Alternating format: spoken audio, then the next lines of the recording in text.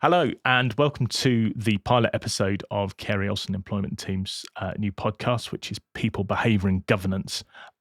It's a spin-off from our highly successful employment law webcast and addresses one of the questions we get asked again and again, which is about neurodiversity. So we thought one of the things we could do is ask some subject matter experts in to talk about neurodiversity. So I'd like to welcome first Helen Allenet from Ocorian, who chairs their neurodiversity committee, and Melissa Chester from 80/20, who's a highly successful coach. Welcome both. Hi. Hi. So to kick off, Helen, what is neurodiversity? I think for me, neurodiversity, obviously there's like the medical definition of it, and then you've got the social construct of it. But it is your brain chemistry. It is where it is not neurotypical, your everyday person on the street. It is autism. It's an umbrella term which is used to describe autism, ADHD, Tourette's. It is that all-encompassing term that has been coined. By who? Yeah, so just looking at the work of Judy Singer, who originally coined the term neurodiversity, it really refers to the just generally naturally occurring diversity in human cognition in the population. Yeah. So it differs and is probably a bit narrower than ideas of things like mental health, mental well-being. Yeah. Is that fair to say? I would say so. I mean, this is an emerging area which is constantly changing, which can make it really hard to get the concepts of what you call certain things. And I think people feel like that trips them up. But I mean, you can acquire neurodiversity with things like brain injury and realistically, now mental health, they're trying to possibly bring that in. But whereas neurodiversity is linear, like that is you from birth. However, when you look at mental health, that can be through traumas and other things like that. But I mean, would you like to add anything? Probably just introducing that term neurominority. So thinking about neurodiversity being, okay, this is naturally occurring within the population. Those that are neurodiverse, those that are neurominorities, what are some of their challenges as neurominorities? So I think just starting to focus on the neurominorities, what does that mean? How access to employment, good employment, the challenges that some face through education. It's really looking at they are an aspect of them, a sort of minority group there that require some support. So from an employment law viewpoint, as an employment lawyer, sort of these definitions don't fill me with joy because, of course, they're not particularly binary, are they? No, they're not. There's a lot of vagueness around the edges in terms of is somebody neurodiverse or are they not? And the key thing there, of course, is are they protected by disability law? Absolutely. And just building on that, thinking about the time it takes to get a diagnosis. How do you support employees who suspect that they may be neurodivergent in some way? So at what point do you have to wait for a diagnosis? Or do you support them throughout when they say, because actually diagnosis is a privilege? Yeah. Of course, you're then beginning to ask an awful lot of employers and managers and colleagues, arguably, in that what they're trying to do is manage what might be symptoms of a condition which has been not diagnosed, and asking them to react in ways which might not be sort of, within the law.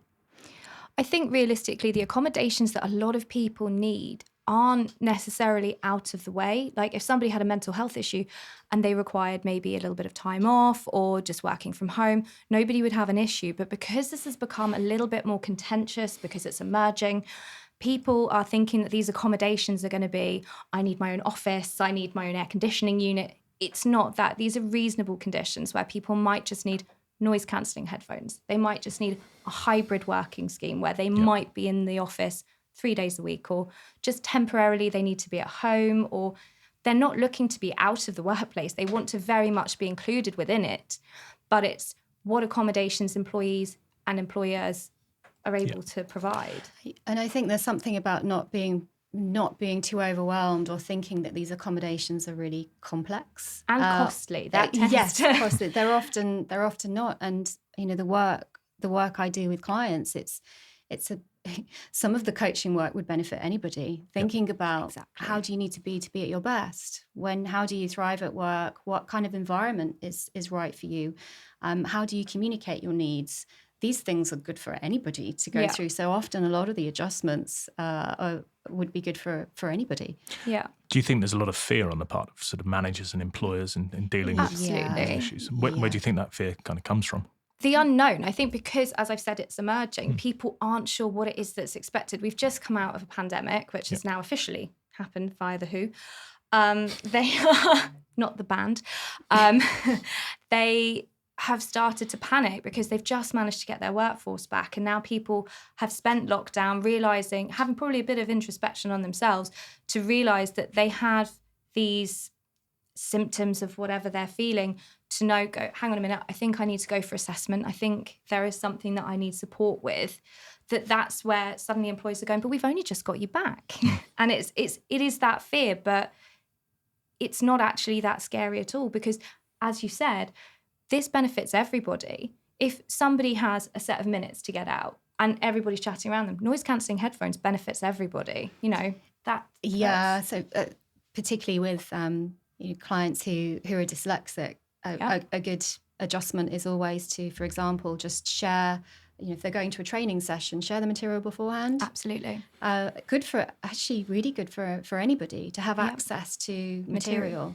So simple things like that. But I think to your question, there is fear there, and I think it's just a lack of understanding. So there is the need for upskilling and education, without doubt, and to remember that whilst we need laws, we need policies, we need processes, we're dealing with humans, and we're dealing with individuals. So I would always encourage people to take an individual approach, get comfortable in having a conversation, understanding what someone needs, helping build relationships so they can feel comfortable to disclose. And then when you're working with somebody one-to-one, you can really, really tailor the interventions. And it doesn't become so much about neurodiversity. It just becomes about, what do I need to be at my best at work? And how can you as my employer support me with that? Yeah. And how would you say coaching helps with that? It helps in a number of ways. So it can help with building understanding. So you might be working with clients that had a diagnosis from a young age. So dyslexia is captured during education, and they have that. But equally, we work with a lot of clients who are diagnosed later in life. So part of the coaching is about them helping their understanding of their own neurodiversity, and how that shows up. Understanding how they might have been masking. So what have they been masking? What's been the impact on their energy levels?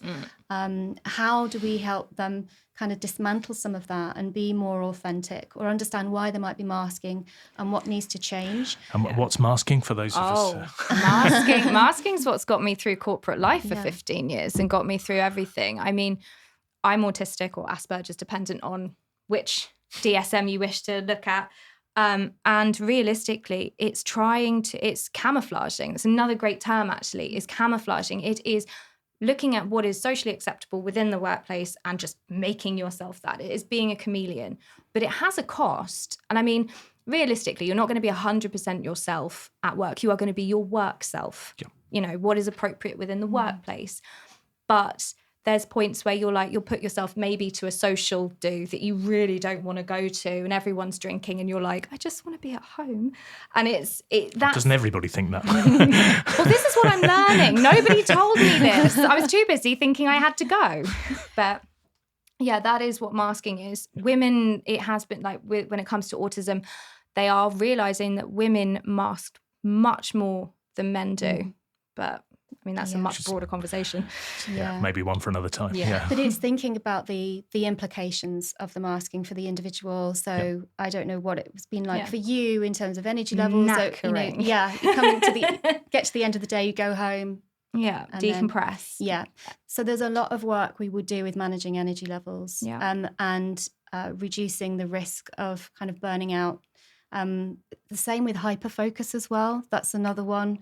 So, some ways a great strength, great strength to work, but it's helping people identify when they need to come out of hyper-focus so they've got some energy left in the tank for other things as well. So I think you can tell me how, that would be amazing, because 36 years in, I couldn't tell you how to come out of that. Yeah. So there are different techniques, and I think with a lot of the neurodiversity coaching that is out there and that is shown to be beneficial, it is looking at these strategies. It's looking at effective ways of just building more self-awareness and then trying out different tools and techniques to just help manage oneself. And then likewise working with the employer sometimes on those and saying, how do these land? Is this going to work? Does this work in this environment? Is there something else that works? And it's great to bring the manager into those conversations, because they often will come up with good ideas themselves, because they've got the understanding of the role and the individual, and they can work well together in coming up and trialing different things and seeing what works. It's a process of trial and error, I think. I think that also probably gives a much better grounding and knowledge. And I think employers probably are worried about the cost implications of getting coaches in and getting training done. And it's just like, but you don't do it consistently, because if you train people well, if you coach people well, those skills remain, as long as obviously the people remain. But, that's something which you can put a price on it. I'm an accountant, but it's very important to realise that it's worth the investment to ensure, because then people will talk about it. This is Jersey.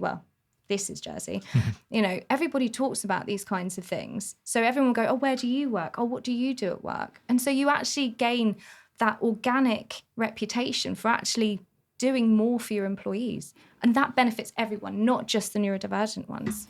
And I think there is a real danger with some employers focusing very much on the recruitment end and overpromising.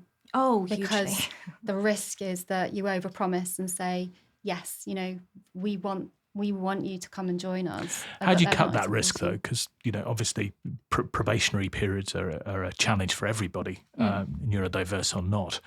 Should you have trial periods? Should you look at people in a different environment before you recruit them? Should you have, far deeper discussions about needs and requirements and that sort of thing? What should employers be doing? I think employers need to take a very flexible approach when it comes to how they recruit and how they select individuals. It's about working with the individual and finding out what's going to work best for them. Yeah. There is, if we just look at autism, the rates of employment of people who are autistic is so low. Yet we continue to interview, and that can be, for some autistic people, that can be a real barrier. They won't necessarily perform well at interview.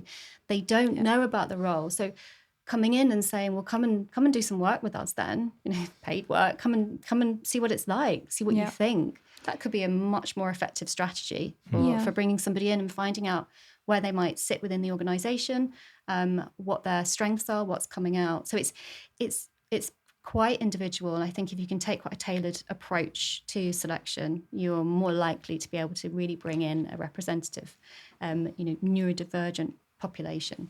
I think as well, this brings into a much broader thing, because obviously all of these statistics are based on what they can actually get data for. Yep. And there are a lot of undiagnosed people.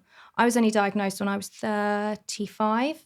So realistically, I've been in the workplace for 15 years. I've done all these different things. I just learned to really prepare for an interview, knew exactly what I was saying, started asking for more things. And I think there are a lot of autistic people already out there that aren't captured within some of those statistics. So yes, it brings a much broader topic in, but realistically, everybody has the right to an opportunity. And I think we're not asking people who don't have the skill set to come forward to work for us. We're saying, if you have the skill set, we are here to support you as best we can. And if it's a good fit for both people, for both parties, fantastic. But as with everybody doesn't fit to every single culture. And you raised such a good point there around your experience and getting diagnosed sort of later in life, already being in the organisation.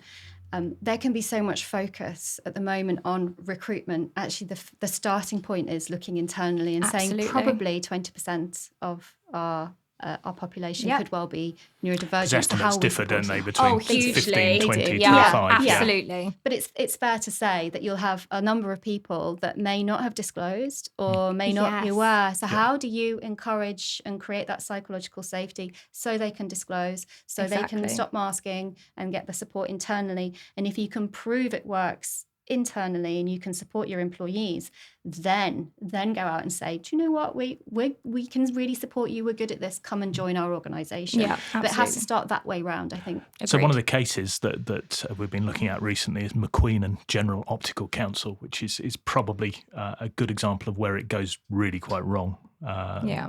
So for those of you who aren't aware of the case, it's an employment appeal tribunal case from the UK in which Mr. McQueen, who was working for the General Optical Council, was dismissed because what his employer described as meltdowns in the workplace, and he became impossible to manage. He raised a disability discrimination complaint, which was ultimately unsuccessful on the basis that the tribunal and then the Employment Appeal Tribunal said that his behaviours that were complained of didn't arise from a disability.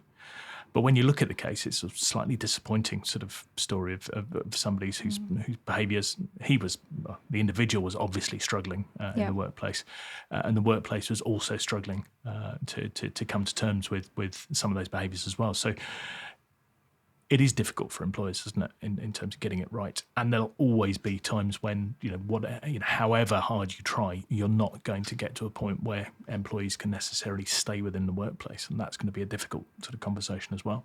Yeah. I think nobody won in that case. No. Because he was struggling. Because the thing is, with tribunal cases, you are literally looking at exactly what's happening within that point of time. That's all that's relevant within that case.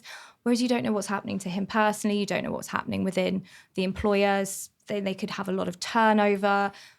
And it's very hard. And it's also trying not to scare off employers going, oh my goodness, is this going to happen to me? Am I going to have a tribunal case? It's like, no, this is where coaching, this is where awareness, like these podcasts, are so valuable to understanding that people just want the chance.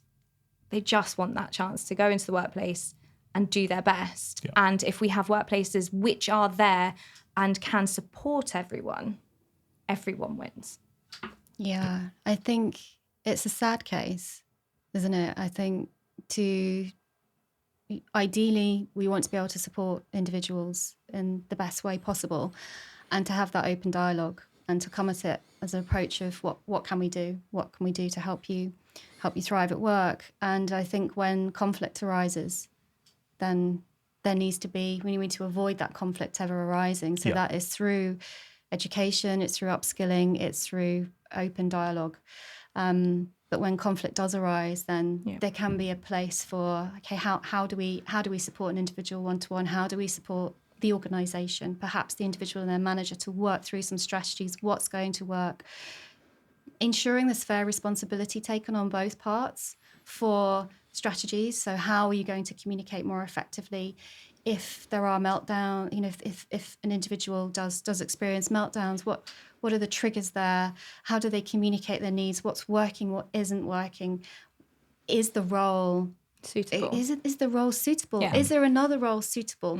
Do the hours need to change? Is it the environment that needs to change? Let's look at all these things, because the worst case scenario then is end of employment. That therefore there was the match wasn't right. So there's learnings that need to be taken from that. Yeah, I do think, sort of reading the judgment, it's a shame that they couldn't find a sort of less adversarial way to bring employment to an end. Because I mean, if you read the original employment tribunal judgment, it would appear that the employer in that case had done a lot in terms of trying to sort of help Mr. McQueen. Ultimately unsuccessfully, and there will be times when it's unsuccessful. As you say, the role might not be right. Yeah. But it's a shame that it ended so adversarially in the employment tribunal, because I don't think that benefits anybody. It doesn't, and there are there's a high proportion of people where their employment doesn't work out, they don't get jobs, and we have to think about the impact, the psychological impact on the individual and their confidence levels. So as employers, we've really got to take responsibility for that and be honest about what we can offer and how we can support, and are we best equipped to support individuals. And if we're not, don't make the experience more painful. Because we're talking about people's lives and their future career, and each time they get a knockback, it's harder. It's harder to get back in. But I think that could be applied when it comes to mental health for anybody, of just like going through, like if you've been made redundant, if something's happened. This is something that, you know, as much as this is about neurodiversity, that we aren't trying to show completely our differences, but there are similarities. Everybody has those mental health issues. Everybody will struggle at work. Everybody could bring a tribunal case based on something that doesn't work out. So it's trying not to use it as a way to bring fear to employers for hiring neurodiverse people.